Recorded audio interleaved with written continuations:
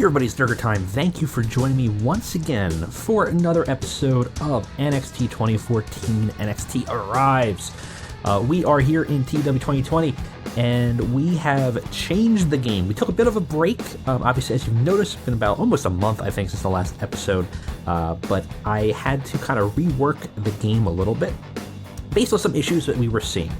And we redid the database and tweaked some things based on what we were seeing and tested it out. And I think this is going to work.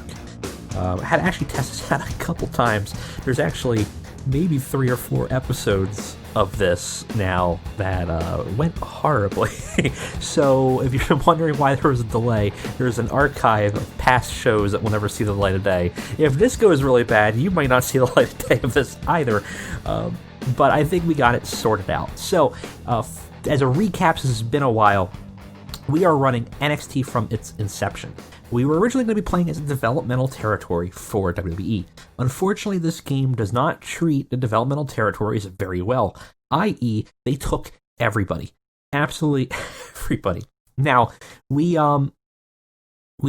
rebuilt this database where we were. So some people are still gone, though the people that were about to leave are not.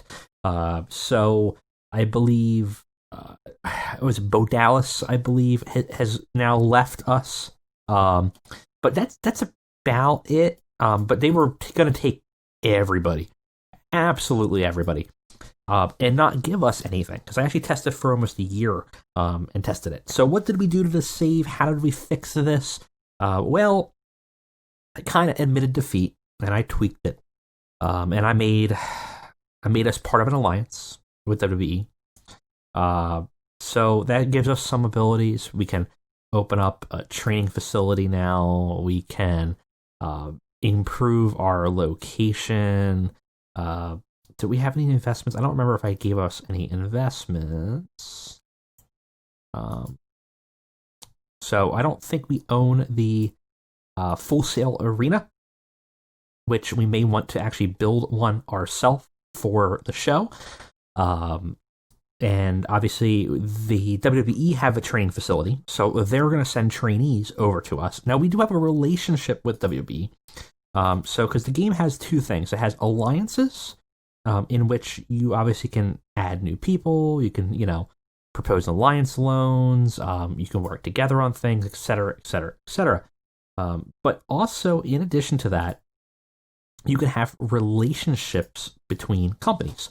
So what we did is we have a relationship with WWE. Oh, right. It's right here. So external relationships, we have with WWE, we have several relationships with them. They have a neutral opinion. We have a neutral opinion of them. They have a neutral opinion of us. That's whatever. We are sister companies. So what that means is essentially, we find these specific terms for it. Sister company. So is an unbreakable bond between 2 companies. We are always on positive terms, always considered allies, and always far more willing to engage in interactions with each other. So it's a new element that is in the relationships in 2020 versus 2016. What that means is that they will in fact kind of never really drop us. We're a little bit on our own, and so it's kind of similar to like maybe modern day Evolve or old school OVW, where there's sort of there's a relationship, right? So there's that kind of relationship to it. So they also have a talent agreement with us. Meaning that we can trade a talent back and forth to each other, if we so choose, as long as both parties accept.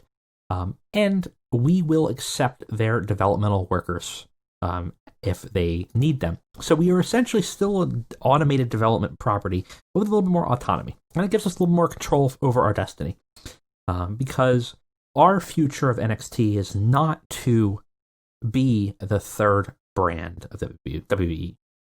What we secretly were planning all along is to make ourselves a usurper to WWE. So it's going to take a while, and we're going to develop NXT, but eventually NXT will become the most important WWE brand. That's our plan.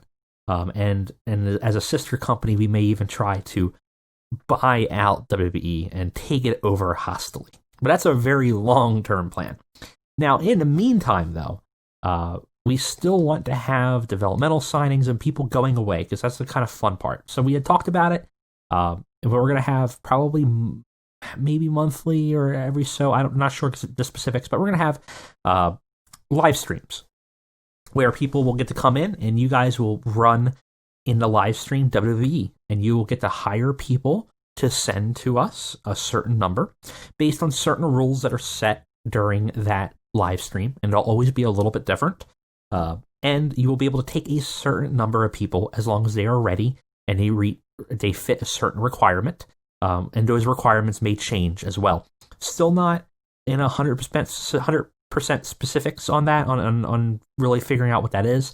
If you guys got suggestions of what you think would be good guidelines for what the live stream viewers should be and shouldn't be allowed to hire or not hire, but pull up or, and send back from developmental and then kind of bring them up to the main roster, let me know in the comments or go on our official Discord and have a conversation on there about what you think will be right. I'll be looking to see if I find ones that I think are really on the nose and spot on for what we should do. We'll definitely probably move in that direction. Now, what do we have going on in the show? We still are heading towards TakeOver, so none of the story beats are dead. They're all still here. We still have the storyline about the vacant women's championship. We still have Baron Corbin.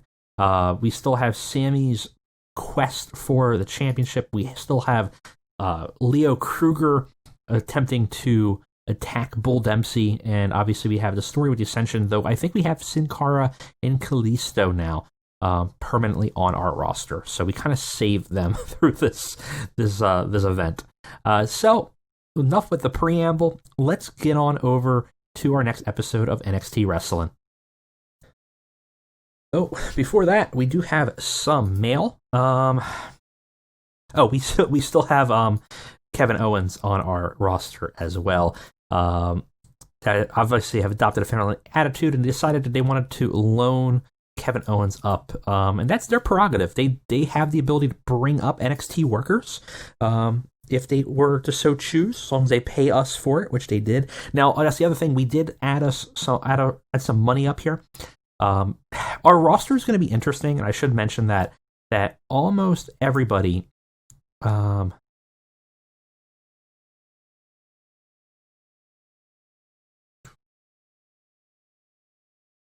Let me see if I can show you. Here we are. Everyone is on an exclusive written contract per show. It's not something you can often get, but for the sake of the beginnings of this contract, that's what we're going to do. And that's to sort of emulate the developmental style of NXT. Because obviously they're not going to be pay per appearance, they're going to be contracted. If I were to try to hire somebody, I really doubt they would take a written contract from us. Like if I were just to pull somebody, really even anybody that is like, let's say like a first year or something like that. Minimum size status. What I want. Where is years worked? There it is. Say 0 to like 5 years or something. If I were to like try to hire somebody and do a exclusive written per show, even if I did like 1,000 a month or something like that, I doubt that they would take the deal. So that also helps prevent us from hiring our own people. Basically, we're going to have to take people that WWE, i.e. you guys, while playing in the live stream, you guys will send us people. So that's going to be kind of fun. We're not going to hire people We have our own contract set up, and that is what it is. So, no, you have currently 3 workers who are away, and so temporarily do not count the active roster style. Okay, that's fine. Okay, so we also we were saying about our money. I think $3 million should be fine. I don't know how much money each of these shows are going to be, because we are going to have to worry about our money. And we may do something a little cheaty, and we may give us a cash infusion as a WWE, but that will come at a cost, and we'll reach that road if we have to take a loan from WWE, and what that will cost us. If we reach that Rubicon and we cross it, we will discuss the penalties to that. And that'll keep us solvent, but I think we'll be okay. All right, let's go into the show. Southeast Hall, we want to be in the Full Sail Arena. All these locations.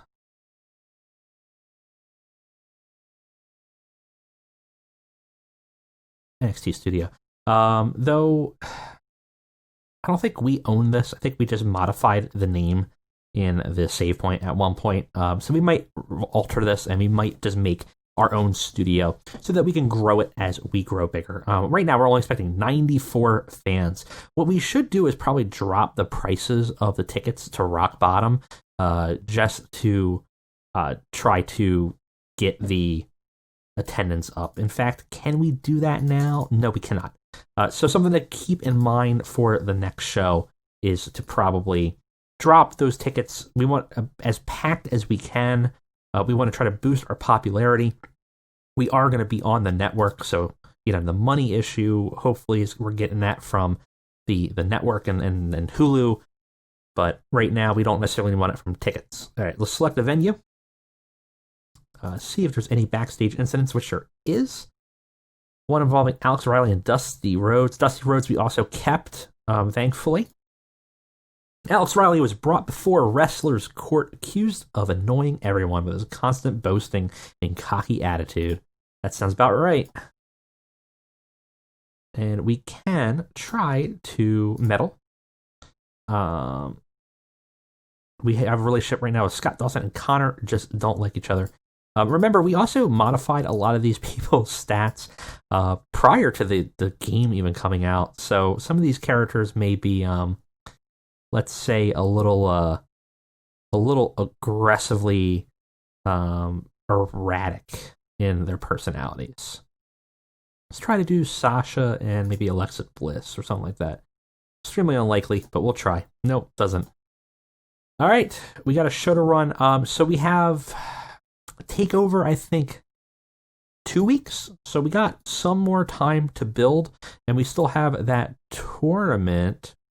Uh-oh. Well, we got to finish that tournament off. I'll have to rebuild it, and then we'll fill it up. But that's fine. All right, let's go ahead and run the show and see what this new era of NXT has in store for us. All right, guys, we're back for NXT. This was a tough one to book because we only got that 1 hour, but we're trying to move some storylines, so as well as introduce maybe 1 or 2 other things right before our first takeover. But we got Colin Cassidy, Big Cass himself, in action tonight.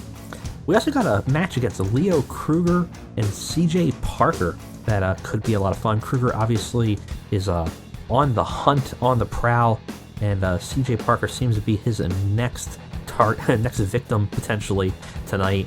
And in our main event, we have a tag team match between the champ Neville and Sami Zayn versus Tyler Breeze and Camacho. So let's go ahead and let's get to the show and see how it all shakes up. We cheat. We need to. Mr. Paul comes out. Triple H shows up and announces that there's going to be an elimination tag match for the number one contendership for the tag teams tonight, and the winner of it will face the Ascension at TakeOver. While going through and trying to do this sort of announcement, the screen behind him starts flickering and has interference and it seems like there's some kind of like electronic interference or static, and some kind of figure that can be seen on it. It confuses him, but he kind of ignores it and just assumes that it's something weird. We have Solomon Crow in our midst, secretly behind stage. Obviously, we're gonna do it. We're gonna try to do something with with the original Solomon Crow gimmick, and I'm really excited about it, actually. So keep an eye out for Takeover to see what the hell we do with Sami Callihan in NXT. This segment gets a 63, not too bad. Can't complain about that one bit. Let's keep on moving to the next segment. Oh my God, Enzo. I gave Enzo no script because I figured he'd be fine. That was a huge mistake. It was just a 1 minute segment of just Enzo doing the Enzo thing that he's done a million times and heading out with Big Cass for Big Cass's single match. Obviously, Enzo is currently injured in our save, so that's kind of an issue that we are running into. But he can still be a hype man, but remember to give him a freaking script, apparently. It's a 17, not too great. This match is not much better. Most of that has to do with Judas Devlin does not channel his inner dinosaur here, unfortunately. Colin Cassidy had a 27, Judas Devlin had a 16. Colin, actually, Big Cass here seemed off his game, and it was a decent reaction from the crowd, but ultimately had terrible wrestling. Big Cass defeated Judas in 3 minutes of pinfall. Not what we wanted to see early in the show at all. Good news, though, we actually have 100 people in Full Sail. That's not too shabby, unlike this horrible match. But we give Big Cass a win, trying to give him some legitimacy during the period of time when he has to be without a tag partner. This is not a great match, though. Slightly better, we got Leo Kruger versus CJ Parker. Parker's still sort of just a jobber at this point, and we'll readdress that, I think, after TakeOver. We'll see where we want to go with him. Some people are recalling about maybe bringing him into the Juice Robinson's character and having him kind of develop that in NXT. Certainly possible. I don't know yet, but we might play around with CJ Parker as a character first and see where we want to go with it. But I have a plan for him. But right now, the plan for him was to eat a pin from Leo Kruger before his Adam Rose experience storyline. He was Leo Kruger, which is a much better gimmick, to be honest. As much as I love Adam Rose, that's the Kruger, the hunting down people for sport, is a pretty fun gimmick. And he does that. He viciously destroys CJ Parker 5 minutes with a Kruger end. They both have about evenly matched an in-ring performance. Remember, in terms of in-ring performance, we really aren't going to be getting very high ratings yet. We're going to be looking at probably 30s. Like a 30 is not going to be bad for us right now, unless we get like a real diamond in the rough. And that might be up to you guys in terms of giving us like a veteran talent. And we might also look at maybe next episode if we can get some talent trades down to NXT. We might just do it like a talent trade of just hire a vet and have them put over a younger upstart talent. So it's definitely going to be an option now that we have that talent trade ability and that more of that alliance structure. Now, back to the match here. The crowd was not thrilled about seeing Leo Kruger in this match, unfortunately. Got a 28. It's a bit of a bummer. Overall, though, they did okay. I think it's not too bad. Afterwards, the segment actually isn't too bad either. Kruger, after attacking Parker, begins to try to cut a dread with a Bowie knife off of CJ, kind of using it as a sort of a trophy for his victory. And Bull Dempsey, who's been the target of Leo Kruger in the past couple episodes, comes rushing in, barreling towards Leo Kruger, and ultimately kind of defends CJ Parker and gets him away from Kruger. And the two square off and fight before Kruger breaks away, flashing his knife around and departing. So Bold MC actually got the better of the engagement, and obviously they are in a collision course at TakeOver, so we will see how it goes for them. Gain heat for the big game hunting story, so pretty good there. Overall, not too bad of a segment. Another segment did okay, could have been better. Obviously, previously we thought Sin Cara was being called up, but now that he is not, we might as well bring him back, at least for a little bit. And there's an interview with Kalisto and Sin Cara in backstage, and they say that the Lucha Dragons never die, and if there's a title shot to be won, they want to be in on the tournament tonight, or not tournament, but the elimination match tonight, for one last shot at it before they break up for singles divisions. And so they're going to be in that tournament. Unfortunately, we lose some heat for the Ascension storyline, and it's fine. Kalisto was the talker here, but probably struggled a little bit. And Sin Cara was just there, standing around, using his overness, but that's kind of limited too. So, could have been better. And we have our elimination tournament. So we got Lucha Dragons, Blake and Murphy. Still gotta get a picture for him. Dawkins and Fulton. Yes, that was a tag team at this time, for some reason. And the Vaudevillains. This match is actually not that bad. 31. Lucha Dragons actually defeat everybody. Order of elimination was Dawkins, then the Vaudevillains, and finally Blake and Murphy. And Sin Cara was head and shoulders above everybody else. Certainly 49. Everybody else, though, not too far off. They're all about in the same area. Now, because we are a wrestling nerd Nirvana, we are getting a lot of penalties for having a vocal crowd, which can help us if they get behind somebody, but right now they certainly aren't. So they were not thrilled about seeing Wesley Blake. They were pretty vocal crowd about not being impressed by Angela Dawkins, and they were not particularly thrilled about seeing Sawyer Fulton. This is relatively realistic, probably for the time period, though I still think that the NXT crowd at this time was very forgiving. So while they were definitely like a smarky group of audience members in 2014, 2015, I feel like ultimately they kind of gave a lot of people a pass, and a lot of gimmicks a pass, just because they were just so happy to see something new and different. But speaking of new and different, Lucha Dragons are our number one contenders, going to be facing the Ascension at TakeOver. Probably not going to go well for the Lucha Dragons, but we will see. Afterwards, they celebrate their victory. Axel Keegan, I forgot that you are a bad road agent. Damn it. But they are going to get their shot at the tag titles. They celebrate in the ring. Ascension come out, though, and attack, just making sure they know who's in charge, and potentially just trying to soften them up a little bit more before their match. Gets a 21. A lot of that probably got hurt by a bad road agent we got to get rid of.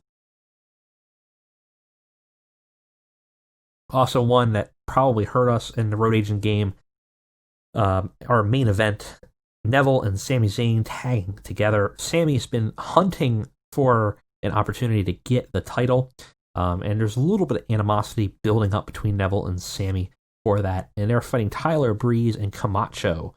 Tyler Breeze and Camacho actually defeat Sami and Neville in 15 minutes after Tyler Breeze ended up getting a pin back on Sami with an implant DDT after some bad miscommunication between Sami and Neville. The tag team kind of broke down. Clearly, they are kind of working apart now, and some shenanigans led to Sami getting a pin here, or eating a pin here. We lose some heat with the storyline, unfortunately. Camacho very underperforming, but Sami and Neville both doing pretty solid work, as is Breeze. And obviously Sami having that groundswell of public support really helping here. Got us a 34. It's not great, but it's not too bad either. Main last segment here before the show ends. Obviously, Sami, we find out a little bit of what happened here. Sami and Neville fought over who should have been tagged in, and ultimately it led to Sami being distracted and getting implant DDT'd and then a roll-up pin. and left Sammy shocked and Neville frustrated, and just staring at each other in kind of disbelief, as it's clear that their friendship is now getting stretched thin, as Sammy continues to try to validate himself in NXT. So it ends with 39, which, as long as we are above our size popularity, we're going to get a big boost. And we got a boost in 24 regions, which, so overall, not too bad. Kind of got saved from the Triple H play early, I think, and the main event was fine, but honestly, as long as we're doing 30s and above for matches, I think I would find that acceptable. But these areas really hurt us here. That was a rough run of it here. All right, we got some news here. Let's see what we got. Some opinions. Cassidy doesn't get it, says Sarah Del Rey. And we had a 0.04, 82,000 viewers. Not too bad. Ate a lot of money, though, in that show. From workers, I think, mostly. That might be there's no way we spent that much, though, right? There's no way. Only thing I could think of is maybe that was the initial cost for the month. But maybe not. I mean, we'll have to take a look at our roster here in terms of our contracts. But where's our contracts at? Creative, stables. Thought it was in our roster, but yeah, contracts. Okay.